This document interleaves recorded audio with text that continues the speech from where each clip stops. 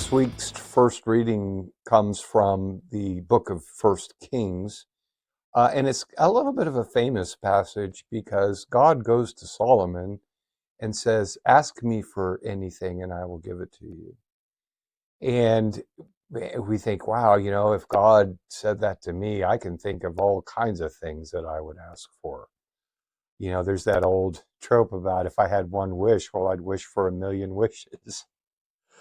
But a lot of people say, "Oh well, if God would just tell me what the winning lottery numbers would be, I'd be all set." And the important thing to remember, and I think that the insight that Solomon's response to God, Solomon says, "Well, give me wisdom, Lord." God tells him, says, "Well, because you have asked for this, not only will you have wisdom, but you will have all other things beside." And we can make the same prayer, rather than coming up with our own plan and then asking God in his goodness and in his power to make it all work out, which never works.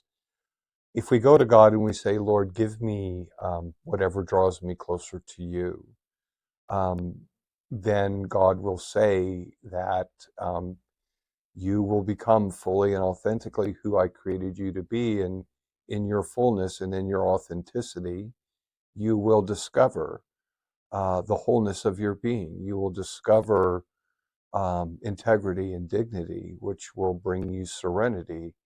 And true serenity will fill your heart and bring you joy. And being full of joy brings you to hope.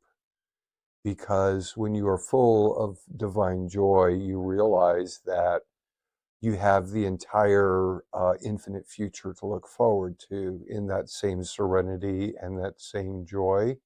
And nothing can happen on earth to ever deprive you of that. So, God does come to you and says, "Ask me for anything." And I pray that we all say to the Lord, "Lord, just give me whatever draws me closer to you." And remind me, Lord, that that's what brings me to the complete peace, the complete joy, and the complete hope that is the deepest desire of my heart. And remember, in all these things, God is who he says he is, you are who he says you are, and live the life that he created you to live.